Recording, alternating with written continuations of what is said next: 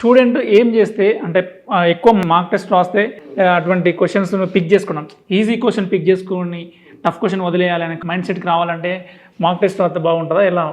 So starting నుంచే sir ఇప్పుడు neat అంటే ఈ లెవెల్లోనే క్వశ్చన్స్ అడుగుతారు అన్న దాని నుంచి ఫస్ట్ స్టూడెంట్స్ బయటికి రావాలంటే ఎలాంటి క్వశ్చన్ ఇచ్చినా చేయగలిగేటట్టు వాళ్ళు ప్రిపేర్ కావాలి. సో దానికి ఏంటి అని అంటే ఫస్ట్ థింగ్ ఎస్పెషల్గా ఫిజిక్స్ గురించే మాట్లాడుకుంటే సో న్యూమరికల్స్ ఎక్కువ సాల్వ్ చేయాలి. Different text books and different previous year questions, publications ఉంటాయి, మీకు చాలా పబ్లికేషన్స్ ఉంటాయి, మనం నేమ్ ఏం చెప్పం కానీ సో చాలా ఉంటాయి సార్. సో ఆ students first start from basic questions.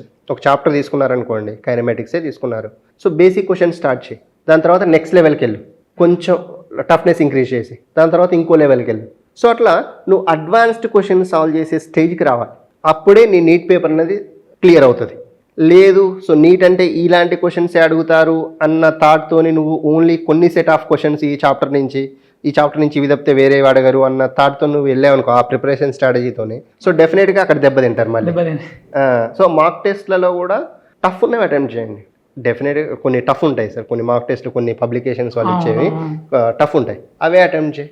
నీకేంటి అని అంటే నువ్వు ఇక్కడే దెబ్బతిన్నావు అనుకో, నీకు ఇంకా అవేర్నెస్ పెరుగుతుంది, నువ్వు ఇంకా ఎక్కువ ప్రిపేర్ అవ్వాలి. ఓహో ఇది సరిపోదు, నేను ఈ చాప్టర్కి ప్రిపేర్ అయింది సరిపోదు, ఆ క్వశ్చన్ చూస్తే నీకు అర్థమైపోతుంది. సో నెక్స్ట్ ఏం చేయాలి, ఇంకొంచెం ఎక్స్ట్రా ప్రిపేర్ అవ్వాలి. మనకు కూడా ఈ టఫ్ క్వశ్చన్స్ అటెంప్ట్ చేసినప్పుడు మైండ్ సెట్ అలా రెడీ అవుతుంది, ప్లస్ ఈజీ క్వశ్చన్ పిక్ చేసుకోవడానికి మనం ఇక్కడనే అలా ప్రిపేర్ అయి ఉంటాం కదా, అప్పుడు ఎగ్జామ్ ఫైనల్ ఎగ్జామ్కి అయినప్పుడు మీకు ఆ ప్రెషర్ అనేది ఉండదు, ఎగ్జామ్లో మీరు రిలీవ్ అయిపోవచ్చు.